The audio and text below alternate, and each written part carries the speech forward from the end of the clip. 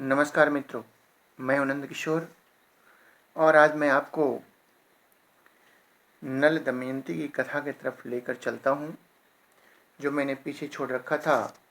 पहले मैंने आपको बता दिया था कि नल दमयंती जो है कैसे एक दूसरे से विवाह हुई। उसके बाद कलयुग का दुर्भाव, जुए में नल का हारना और नगर से निर्वासन। उसके बाद मैं आज चलता हूँ नल का दमयंती को त्यागना। दमयंती को संकटों से बचते हुए दिव्य ऋषियों के दर्शन और राजा सुबाहु के महल में निवास। तो दोस्तों, आपसे मेरा रिक्वेस्ट है, यदि आपने मेरे चैनल को सब्सक्राइब नहीं किया है तो प्लीज़ कर लें। तो चलते हैं अब कथा की तरफ। बृहदस्व जी कहते हैं, हे युधिष्ठिर, उस समय राजा नल के शरीर पर वस्त्र नहीं था, और तो क्या, धरती पर बिछोने के लिए एक चटाई भी नहीं थी। शरीर धूल से लथपथ हो रहा था। भूख प्यास की पीड़ा अलग ही थी। राजा नल जमीन पर ही सो गए। दमयंती के जीवन में भी कभी ऐसी परिस्थिति नहीं आई थी। वह सुकुमारी भी वहीं सो गई। दमयंती के सो जाने पर राजा नल की नींद टूटी। सच्ची बात तो यह थी कि वे दुख और शोक की अधिकता के कारण सुख की नींद सो भी नहीं सकते थे। आँख के खुलने पर उनके सामने राज्य के छीन जाने, सगे संबंधियों के छूटने और पक्षियों के वस्त्र लेकर उड़ जाने के दृश्य एक एक करके आने लगे। वे सोचने लगे कि दमयंती मुझ पर बड़ा प्रेम करती है। प्रेम के कारण ही वह इतना दुख भी भोग रही है। यदि मैं इसे छोड़कर चला जाऊंगा तो यह अपने पिता के घर चली जाएगी। मेरे साथ तो इसे दुख ही दुख भोगना पड़ेगा। यदि मैं इसे छोड़कर चला जाऊं तो संभव है कि इसे सुख भी मिल जाए। अंत में राजा नल ने यही निश्चय किया कि दमयंती को छोड़कर चले जाने में ही भला है। दमयंती सच्ची पतिव्रता है, कोई भी इसके सतीत्व को भंग नहीं कर सकता। इस प्रकार त्यागने का निश्चय करके और सतीत्व की ओर से निश्चिंत होकर राजा नल ने यह विचार किया कि मैं नंगा हूँ और दमयंती के शरीर पर भी केवल एक ही वस्त्र है। फिर भी इसके वस्त्रों में आधा फाड़ लेना ही श्रेष्ठ है, परंतु फाड़ूं कैसे, शायद यह जग जाए। वे धर्मशाला में इधर उधर घूमने लगे। उनकी दृष्टि एक बिना म्यान की तलवार पर पड़ गई। राजा नल ने उसे उठा लिया और धीरे से दमयंती का आधा वस्त्र फाड़कर अपना शरीर ढक लिया। दमयंती नींद में थी। राजा नल उसे छोड़कर निकल पड़े। थोड़ी देर बाद जब उनका हृदय शांत हुआ, तब वे फिर धर्मशाला में लौट आए और दमयंती को देखकर रोने लगे। वे सोचने लगी कि अब तक मेरी प्राण प्रिया अंतःपुर के पर्दे में रहती थी, इसे कोई छू भी नहीं सकता था। आज यह अनाथ के समान आधा वस्त्र पहने धूल में सो रही है। यह मेरे बिना दुखी होकर वन में कैसे फिरेगी। प्रिय, तू धर्मात्मा है, इसलिए आदित्य, वसु, रुद्र, अश्विनी कुमार और पवन देवता तेरी रक्षा करें। उस समय राजा नल का हृदय दुख के मारे टुकड़े टुकड़े हुआ जा रहा था। वे झूले की तरह बार बार धर्मशाला से बाहर निकलते और फिर लौट आते। शरीर में कलयुग का प्रवेश होने के कारण बुद्धि नष्ट हो गई थी, इसलिए अंततः वे अपनी प्राण प्रिया पत्नी को वन में अकेली छोड़कर वहां से चले गए। जब दमयंती की नींद टूटी, तब उसने देखा कि राजा नल वहां नहीं है। वह आशंका से भरकर पुकारने लगी कि महाराज, स्वामिन, मेरे सर्वस्व, आप कहाँ हैं? मैं अकेली डर रही हूँ। आप कहाँ गए? बस अब अधिक हंसी न कीजिए। मेरे कठोर स्वामी मुझे क्यों डरा रहे हैं? शीघ्र दर्शन दीजिए, मैं आपको देख रही हूँ। लो, यह देख लिया। लताओं की आड़ में छिपकर चुप क्यों हो रहे हैं? मैं दुख में पड़कर इतना विलाप कर रही हूँ और आप मेरे पास आकर धैर्य भी नहीं देते। स्वामिन, मुझे अपना या किसी का शोक नहीं है। मुझे केवल इतनी चिंता है कि आप इस घोर जंगल में अकेले कैसे रहेंगे। हा नाथ, निर्मल चित्त वाले आपकी जिस पुरुष ने यह दशा की है, वह आपसे भी अधिक दुर्दशा को प्राप्त होकर निरंतर दुखी जीवन बितावे। दमयंती इस प्रकार विलाप करती हुई इधर उधर दौड़ने लगी। वह उन्मत्त सी होकर इधर उधर घूमती हुई एक अजगर के पास जा पहुंची। शोकग्रस्त होने के कारण उसे इस बात का पता भी नहीं चला। अजगर दमयंती को निगलने लगा। उस समय भी दमयंती के चित्त में अपनी नहीं, राजा नल की ही चिंता थी कि वह अकेले कैसे रहेंगे। वह पुकारने लगी, स्वामिन, मुझे अनाथ की भांति यह अजगर निगल रहा है। आप मुझे छुड़ाने के लिए क्यों नहीं दौड़ आते? दमयंती की आवाज़ एक व्याध के कान में पड़ी। वह उधर ही घूम रहा था। वह वहां दौड़कर आया और यह देखकर कि दमयंती को अजगर निगल रहा है, अपने तेज शस्त्र से अजगर का मुंह चीर डाला। उसने दमयंती को छुड़ाकर नहलाया, आश्वासन देकर भोजन कराया। दमयंती कुछ कुछ शांत हुई। व्याध ने पूछा, सुंदरी तुम कौन हो? किस कष्ट में पड़कर किस उद्देश्य से यहाँ आई हो? दमयंती ने व्याध से अपनी कष्ट कहानी कही। दमयंती की सुंदरता, बोलचाल और मनोहरता देखकर व्याध काम मोहित हो गया। वह मीठी मीठी बातें करके दमयंती को अपने बस में करने की चेष्टा करने लगा। दमयंती दुरात्मा व्याध के मन का भाव जानकर क्रोध के आवेश से प्रज्वलित हो गई। दमयंती ने व्याध के बलात्कार की चेष्टा को बहुत रोकना चाहा, परंतु जब वह किसी भी प्रकार न माना तब उसने शाप दे दिया, यदि मैंने निषद नरेश राजा नल को छोड़कर और किसी पुरुष का मन से भी चिंतन नहीं किया हो तो यह पापी क्षुद्र व्याध मरकर जमीन पर गिर पड़े। दमयंती के मुंह से ऐसी बात निकलते ही व्याध के प्राण पखेर उड़ गए। वह जले हुए ठूठ की तरह पृथ्वी पर गिर पड़ा। व्याध के मर जाने पर दमयंती राजा नल को ढूंढती हुई एक निर्जन और भयंकर वन में जा पहुंची। बहुत से पर्वत, नदी, नद, जंगल, हिंस्र, पशु, पिशाच आदि को देखती हुई और वीरा के उन्माद में उनसे राजा नल का पता पूछती हुई वह उत्तर की ओर बढ़ने लगी। 3 दिन 3 रात बीत जाने के बाद दमयंती ने देखा कि सामने एक बड़ा सुंदर तपोवन है।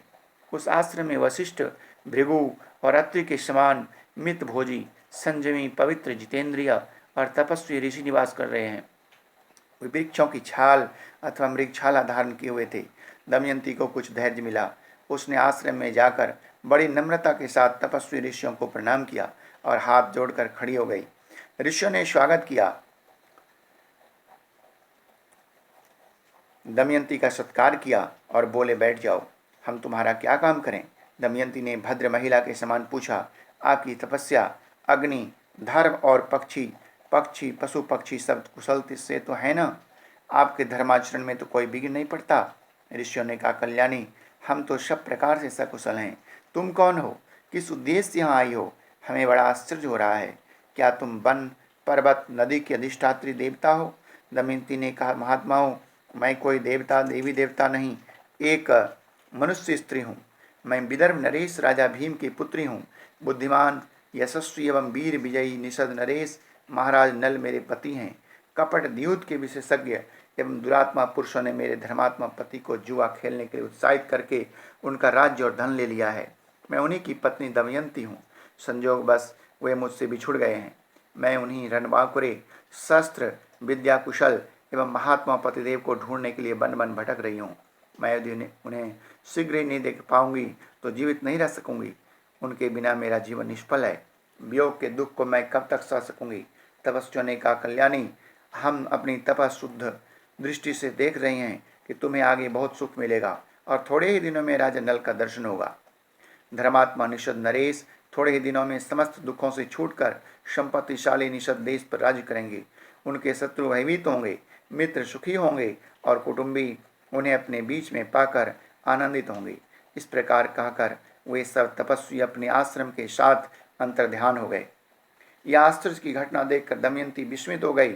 वह सोचने लगी, क्या हो, मैंने यह स्वप्न देखा है क्या? यह कैसी घटना हो गई? वे तपस्वी आश्रम, पवित्र शैला नदी, फल फूलों से लदे हरे भरे वृक्ष कहाँ गए? दमयंती फिर उदास हो गई। उसका मुख मुरझा गया। तो दोस्तों, मैं हूं नंदकिशोर और आप देख रहे हैं NKS लाइव लर्निंग। प्लीज़ आपसे रिक्वेस्ट है, यदि आपने मेरे चैनल को सब्सक्राइब नहीं किया है तो प्लीज़ कर लें। वहाँ से चलकर विलाप करती हुई दमयंती एक अशोक वृक्ष के पास पहुंची। उसकी आंखों से झरझर आंसू झर रहे थे।